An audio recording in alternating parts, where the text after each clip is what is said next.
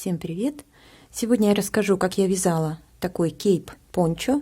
Все подробно расскажу, а также в конце видео я покажу, как я вязала узор по регланной линии и как делала прибавки. По такому же принципу можно связать такое кейп-пончо из любой пряжи абсолютно, связав образец и сделав расчеты начала вязания, остальное все вяжется абсолютно одинаково. Я вязала из пряжи Alize Angora Gold Simli, это пряжа с люрексом. Здесь в 100 граммах 500 метров, 75% акрил, 20% шерсть, 5% металлик. Так, здесь рекомендуют спицы 3,6, я вязала спицами 3,5 миллиметра. Номер у меня 02.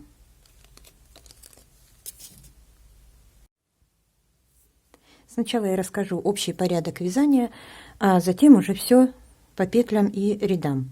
Вязание начинается от горловины вниз, как обычный реглан. Сначала вяжется воротник. Так. Затем я вывязала росток. И затем уже, делая прибавки по регланным линиям, вязала на длину, на всю длину. Длину также вы выбираете сами, но обычно такое изделие вяжут до того момента, когда останется только связать манжет. Если вы хотите манжет выше, допустим, длиннее, то значит нужно раньше заканчивать вязание. Ну тогда и само пончо будет короче. Я сейчас по размерам все скажу, какие у меня размеры получились. Так, по планке. Планка у меня цельновязанная. Можно ее и отдельно вязать. Тоже сейчас все расскажу. Значит, мои размеры у меня получились такие. Длина у меня, я измерила от воротника по спинке вниз, у меня получилось 50 сантиметров. Это, конечно, нужно все примерять. Я примеряла, просто посмотрела, вот примерила на себя, осталось вот для манжета место, и уже на этом и закончила. То есть по спинке 50 сантиметров. Так, длина регланной линии переда 55 сантиметров. Манжет у меня ширина. Также вы выбираете по своей руке. У меня рука узкая, и манжет, в общем-то, я не делала широкий. Тоже это нужно будет примерять. Я измерила вот здесь по лицевой глади немножко, так вот расправила, потому что резинку измерять очень трудно. И по лицевой глади у меня получилось примерно около 13 сантиметров. Длина манжета 9 сантиметров. Воротник. Высота воротника 16 сантиметров. Ширина планки 6 сантиметров. Ну, в общем-то, здесь больше никаких размеров нету. Так, расход пряжи у меня ушло всего 250 граммов, несмотря на то, что это довольно широкое очень изделие. Ну и пряжа она 500 метров в 100 граммах. Кроме этого, для того, чтобы достичь вот такого эффекта легкости полотна, я его отпарила. На расстоянии, не касаясь полотна, оно очень хорошо отпаривается, эта пряжа.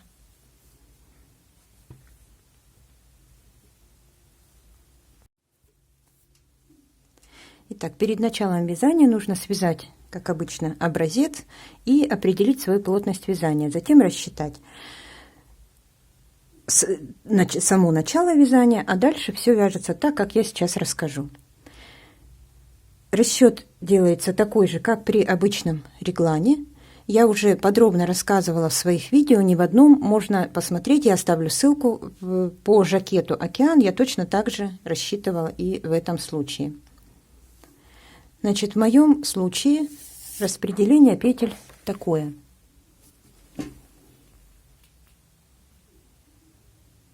Немножко увеличу. Я оставлю фото в конце видео своего расчета. Если здесь будет плохо видно, вы сможете более детально все рассмотреть. Как я распределила петли? Здесь в этих 116 петлях нет кромочных, я потом скажу. Без кромочных я рассчитывала. На спинку у меня пошло 22 петли, на рукава по 8 петель и по 19 петель на полочке. При этом сама полочка 9 петель и 10 петель планка. С этой стороны также 9 петель и 10 планка. То есть планка, она, как вы видите, находит друг на друга, поэтому здесь дополнительные петли. Сколько петель у вас планка, столько нужно дополнительно набрать петель. И по 10 петель у меня на регланные линии. Узор составляет 10 петель. Для вязания ростка я определила для себя 3 точки разворота по рукавам и по 3 точки разворота по полочкам. Рукава разделила так: 3, 3, 2, и по полочке 2, 3, 4. То есть это я не довязывала. Укороченными рядами вязала точно так же, как в том же жакете «Океан» и в других изделиях, которые я уже подробно показывала. Все делала абсолютно точно так же. Если вы не видели, то вы сможете посмотреть. Обычными укороченными рядами провязывала. К этим 116 петлям, вот расчет, я думаю, понятен, я прибавила 4 кромочные петли. Получилось 120 петель. Почему 4? Потому что я провязывала по краю, так как пряжа тонкая, спицы для нее не очень тонкие, и кромочная была немножко слабовата, и поэтому я провязывала по двойную кромочную петлю. Так. Да, путалась. И по этой планке, поэтому в начале и в конце вязания 2 кромочные, и край получается более плотный такой. Это можно не делать, но я рекомендую. Итак, 120 петель для начала вязания. Итак, я набрала 120 петель обычным набором на спицы и провязывала следующим образом. Распределила планка, затем резинка 2 на 2 и заканчивается также планкой. Планка у меня состоит из 10 петель поперечной резинки, 2 кромочные, 10 петель поперечной резинки, затем резинка 2 на 2, 96 получилось у меня, 10 петель поперечной резинки и 2 кромочные. Что значит поперечная резинка? Поперечная резинка — это 2 ряда лицевой глади, 2 ряда изнаночной глади. 2 ряда лицевой глади, 2 ряда изнаночной глади. Так на протяжении от самого начала вязания и на протяжении всего полотна я провязывала такую планку.Итак, таким образом я провязала всего до конца воротника 46 рядов. Вот 16 сантиметров у меня получилось. Затем я 2 ряда провязала без прибавок по реглану следующим образом. Я уже начала вывязывать узор по регланной линии, первый ряд, но не делала прибавки по краям от регланной линии. Там, где была резинка, уже перешла на лицевую гладь. То есть, как обычно при реглане я вязала, только без прибавок. Планка, как я сказала, она постоянно так вяжется, а где резинка, я перешла на лицевую гладь. И по 10 петель регланных линий по спинке и по передней части. 2 ряда провязала без прибавок. И затем начала вязать с прибавками в каждом втором ряду. Перед регланной линией и после регланной линии. То есть в ряду прибавлялось, как при обычном реглане, по 8 петель. Я провязала росток после воротника. Вот эти 2 ряда провязала, и после этого я начала вывязывать росток. Вот эти 6 рядов, 3 по рукаву и 3 по полочкам. После этого я продолжила вязание уже полностью полотна, делая прибавки также в каждом втором ряду до самого конца вязания. на всю длину пончо прибавки в каждом втором ряду. Я вязала поворотными рядами, поэтому в каждом лицевом прибавки делала, в изнаночных прибавки не делала. Итак, я провязала на мою длину, так как я сказала, от начала вязания, первые 2 ряда, если не считать, от начала, где я начала делать прибавки, то есть с 3-го ряда, я провязала 142 ряда. В конце общее количество петель на спицах у меня получилось 670 петель. Конечно, полотно очень большое. Вот. В последнем ряду я посчитала, было 670 петель. Здесь не обязательно их пересчитывать, в принципе, просто прибавляете в каждом втором ряду и все. И затем я выделила петли для манжета. Примерить на себя очень просто. Я сделала это с помощью воротника. Здесь у меня уже есть резинка 2 на 2. Я ее вот так приложила на руку свою. Отмерила, сколько мне петель удобно будет для манжета, и столько и оставила. И получилось у меня на рукава по 44 петли я взяла. 44 петли резинки 2 на 2. И последний ряд, в котором я уже закрывала петли, я провязывала так. От начала ряда сразу начала закрывать, так вот начало ряда, начала закрывать петли. Закрыла планку, лицевую гладь, регланную линию и половину петель рукава. У меня получилось в конце на рукаве 147 петель. Я отняла эти 44 петли на рукав, и получилось 103 петли. И я их разделила так: 51 и 52 петли. То есть после полочки, после регланной линии я закрыла со стороны полочки 51 петлю, затем сняла, провязала резинкой 2 на 2 и сняла на дополнительную спицу петли рукава, закрыла 52 петли рукава и продолжила дальше регланную линию, спинку и так далее. Также закрыла спинку, пришла ко второму рукаву, со стороны спинки закрыла 52 петли, провязала 44 петли резинки 2 на 2 и сняла их на дополнительную спицу, и в этом же ряду, продолжая, закрыла 51 петлю рукава и оставшиеся петли регланной линии, полочки и планки. Эти петли остались на дополнительных спицах, и манжеты я вязала по кругу, без шва. Способом Magic Loop провязала на этих 44 петли, ничего не прибавляя, не убавляя, 25 рядов. И закрыла петли с имитацией наборного ряда. Такое видео у меня есть на канале уже, я оставлю ссылку на него. Очень хорошо получилось, оно тянется хорошо.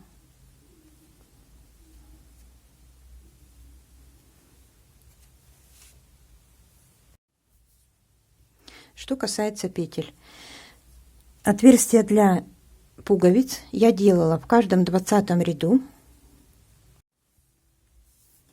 начиная с первого ряда, в котором я начала делать прибавки по реглану. То есть 2 ряда вот эти подготовительные я провязала, и в 3-м ряду я уже начала делать прибавки.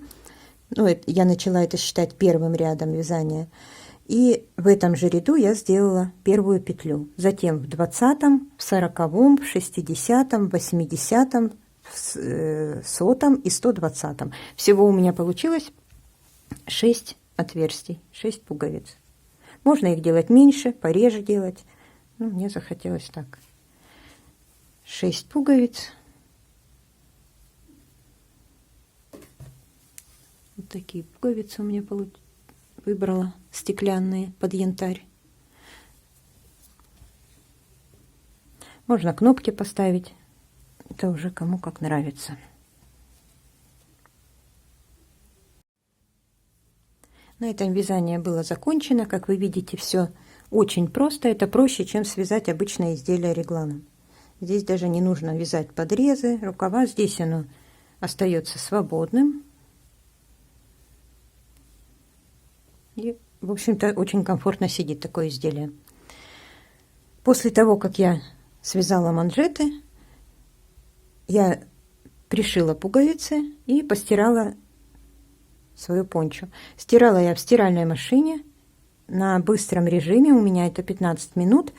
Температуру ставила 30 градусов и отжим 800 оборотов. В размерах абсолютно ничего не изменилось. Я знала, что эта пряжа в размерах не меняется.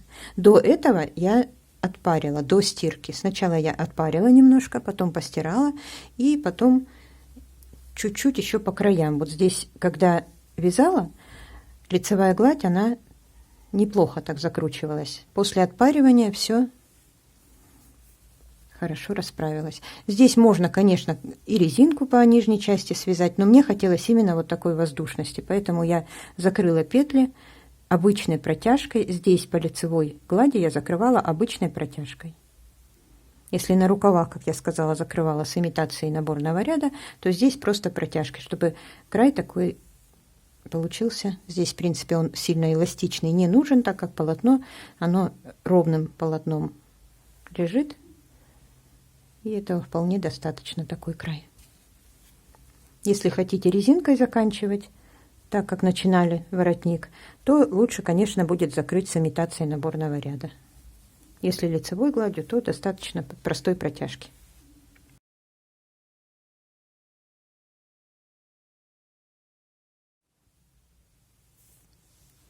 Я провязала на образце несколько рядов. Здесь 3 раппорта узора регланной линии. И сейчас покажу, как вязать. 6 рядов составляет раппорт в высоту и 10 петель в ширину. А затем я покажу, как я делала прибавки. Итак, первый ряд узора. Я отметила маркерами, выделила эти 10 петель изнаночная, 8 лицевых, изнаночная. То, что до маркера и после маркера, это то, что мы вяжем изделие. Здесь я провязывала по краю одну изнаночную и несколько лицевых. Итак, вот регланная линия. Первый ряд.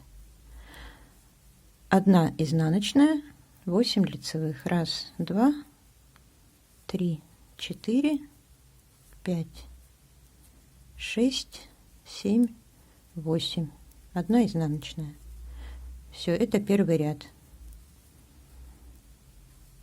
Второй ряд, и все изнаночные ряды петли вяжутся по узору. То есть, где изнаночная вяжется изнаночной гладью, петли, где идет коса, вяжутся лицевой гладью.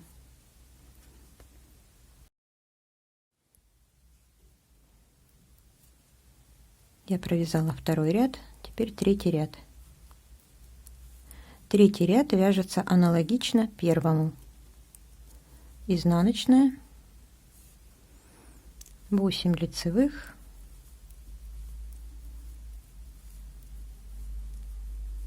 изнаночная. Четвертый ряд, петли по узору.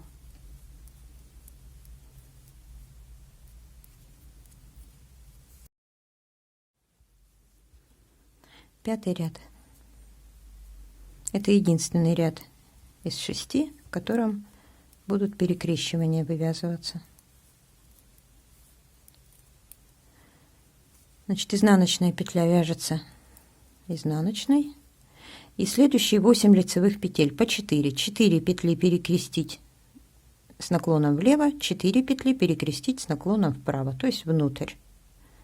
Для того, чтобы перекрестить 4 петли с наклоном влево, первые 2 петли снимаем, не провязывая, нить за работой. Следующие 2 петли вяжем лицевыми.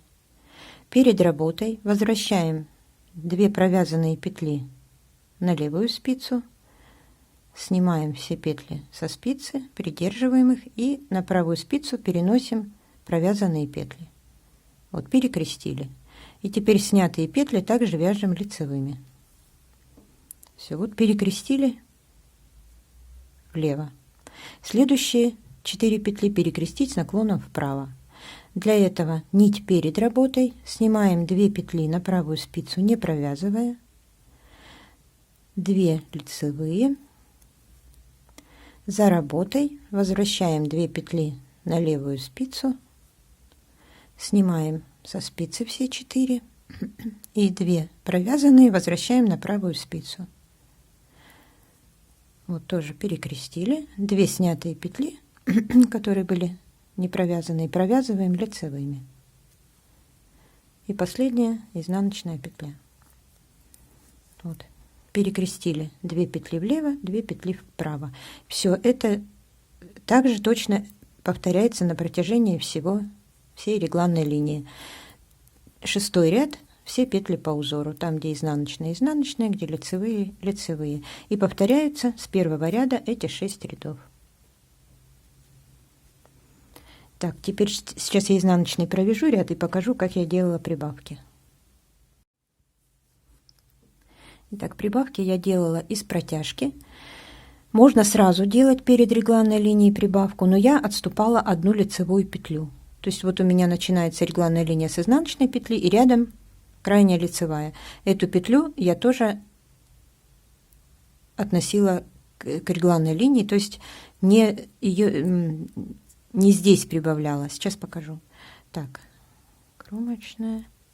И вяжем лицевыми петлями или узором, которым вы вяжете, до последней петли перед регланной линией. Когда остается 1 петля, перед ней я делаю прибавку из протяжки. Поднимаю протяжку на спицу, вот так, и провязываю ее скрещенной за переднюю стенку. Вот таким образом. Дальше лицевая петля, затем регланная линия, 10 петель, изнаночная, и вот после изнаночной 1 лицевую также провязываю и после нее делаю прибавку. Прибавку в этом случае после регланной линии делаю также из протяжки, вот так, скрещенной за заднюю стенку. Разница только в этом. Перед регланной линией за переднюю стенку, после регланной линии за заднюю стенку. И так в каждом втором ряду.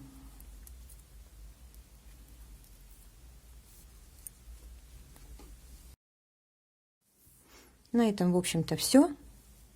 Вяжите с удовольствием. Желаю вам всего самого-самого доброго. И до встречи в моих новых видео.